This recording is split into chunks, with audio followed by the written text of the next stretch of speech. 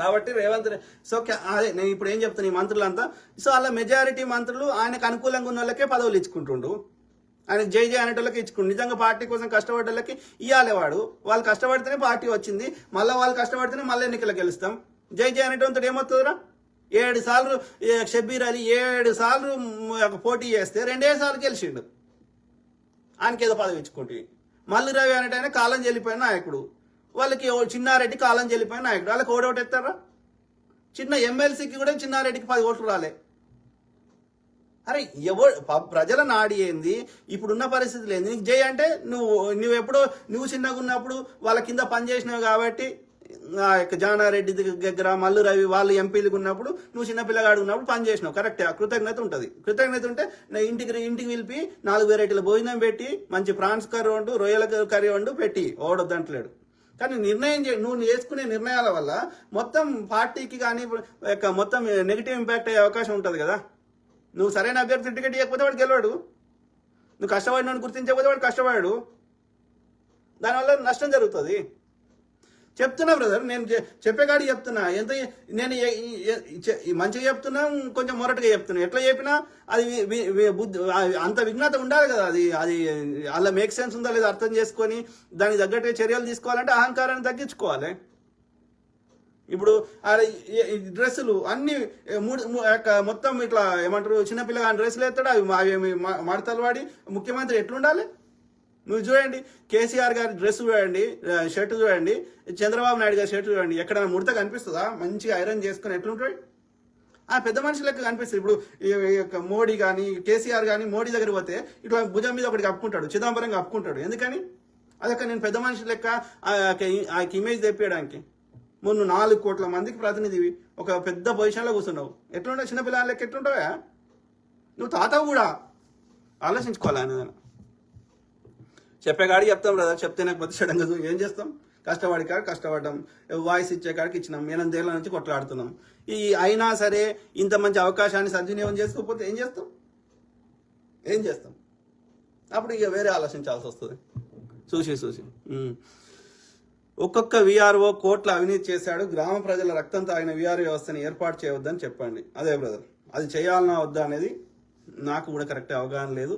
So ఒకవేళ అది తప్పు అయితే నేనేమంటున్నా, ఒక కమిటీ చేసి, ఒక టైం బౌండ్ కమిటీ, 6 నెలలు ఆడదు కాదు, 1 నెల 2 నెలల్లో వాళ్ళు ఇది వేస్తే మంచిదా వేయకపోతే మంచిదా, ప్రజలు ఏమనుకుంటారో 4 అభిప్రాయం తీసుకొని అది దానివల్ల లాభం ఏంది నష్టం ఏందో కనుక్కొని, అది అవసరం లేదు అంటే ఆ మేధావులు కానీ ప్రజలు కానీ వాళ్ళు చెప్పిన సజెషన్ బట్టి అది వేయాలన్నా వద్దా అనేది అట్లా నిర్ణయం తీసుకోవడం కరెక్ట్ మెథడ్. నీకు దోషింది చేసుకుంటూ పోతా అంటే దానివల్ల నష్టం ఎక్కువ జరుగుతుంది. కానీ నేను ఈ మధ్య గమనించింది రేవంత్ రెడ్డి గారిని, ఆయనకు నచ్చింది చేసుకుంటూ పోతున్నాడు. దానివల్ల పాజిటివ్ అవుతుందా నెగిటివ్ అవుతుందా, ఇది అనౌన్స్ చేయాలన్నా వద్దా? ఇప్పుడు గద్దర్ అన్నది ఉంది, అది సంస్మరణ సభ, ఆ సమావేశంలో పోతివి నంది అవార్డు తీసేసి గద్దర్ అన్న అవార్డు పెడతా అంటివి. అది కరెక్టా తప్ప, ప్రజలు యాక్సెప్ట్ చేస్తారా, దానివల్ల నెగిటివ్ ఇంపాక్ట్ అవుతుందా పాజిటివ్ ఇంపాక్ట్ అవుతుందా? 1% ఆలోచించినవా? You just go with your emotion. ఆలోచించండి కదా. ఇన్నేళ్ల నుంచి వచ్చిన సాంప్రదాయాన్ని ఒక రోజులో తీసేస్తామా? లేదు ఓన్లీ ఫోక్ రిలేటెడ్ వాటికే పెడదామా?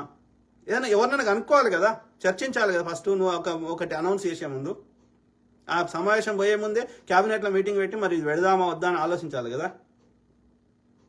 అదే ఆయనకు దోషింది చేసుకుంటూ పోతున్నాడు, ఆయనకు దోషినట్టు మాట్లాడుతున్నాడు. అది అప్పుడు ఏమవుతుంది, అతని యొక్క మాటలను డిఫెండ్ చేయడానికి మళ్ళీ ఆయన యొక్క వీరాభిమానులు లేకపోతే ఆయన పెయిడ్ సోషల్ మీడియా ఏదో పిల్లలు వరుతున్నారు. కానీ అది అదంతా టైంపాస్ ముచ్చటనే తప్ప ఆడు బల్కసమని వరినా వీళ్ళు వరినా పెద్దగా అది డే టు డే ప్రజలకు యూజ్ అయ్యే విషయం అయితే కాదు. అదే బ్రదర్, వాళ్ళు ఇక చూస్తారు కదా. ఇప్పుడు మనం మాట్లాడుతున్నాం కదా, మీ కామెంట్ చదివినా అంటే చూసే వాళ్ళు చేరే వాళ్ళకి చేరుతుంది. సింపుల్. ఏమంటున్నారు లక్ష్మణ్ రంగ ఏమంటున్నారు? తెలంగాణలో ఉన్న కాంగ్రెస్ ప్రభుత్వం ఇంకా ప్రభుత్వం ఏర్పాటు చేసినాం అన్న సోయిలోకి రాలేదన్న అభిప్రాయం. అదే బ్రదర్, కాంగ్రెస్ లో ఉన్న వాళ్ళకి ఏంది అంటే ఎవరికి దోషి అంటే మిగతా మంత్రులేమో వాళ్ళు ఏదో వాళ్ళ శాఖలలో ఏదో చేసే ప్రయత్నం చేస్తున్నారు. కానీ ఒక కలెక్టివ్గా డే టు డే ఒక కేబినెట్ సమావేశాలు పెట్టుకొని ఒక సమిష్టి నిర్ణయాలు చేస్తున్నట్టుగా నాకైతే కనిపిస్తలేదు. నాకు అర్థమైన కాడికి, నేను వాళ్ళ పరిపాలన చూసిన కాడికి రేవంత్ రెడ్డి గారు ఆయనకు దోషింది ఆయన చేసుకుంటూ పోతున్నాడు. మంత్రులు వాళ్ళ శాఖలలో ఏదో చేసే ప్రయత్నం చేస్తున్నారు తప్ప ఒక కలెక్టివ్గా ఒక సీఎం మేము మంత్రులము మేము అందరం కూర్చొని మాట్లాడుకుందాం, అట్లనే ఏదో నిర్ణయం చేసేటప్పుడు ఆ యొక్క ఏమంటారు ఆ యొక్క ఎమ్మెల్యేల అభిప్రాయం కూడా తీసుకుందాం, లేకపోతే కొన్నిసార్లు ఆల్ పార్టీ మీటింగ్ పెడదాం, అందరి అభిప్రాయాలు తీసుకొని ఏమైనా నిర్ణయం చేద్దామంటే అదే ఓవరాల్ మనం గమనిస్తుంది ఏంటంటే ఇంకా ఇప్పుడిప్పుడే ఇంకా పరిపాలన మీద అవగాహన తెచ్చుకోవడానికి టైం పడుతుందేమో అనిపిస్తుంది నాకు. ఆయా శాఖలలో ఏమైతుంది అనేది తెలుసుకోవడానికి వాళ్ళకి టైం పడుతుందేమో అనిపిస్తుంది. మన సార్లకు చెమటలు పడుతున్నాయి, సీటు ఉంటుందా కూలుతుందా అని భయంతో జరుచుకుంటున్నారు.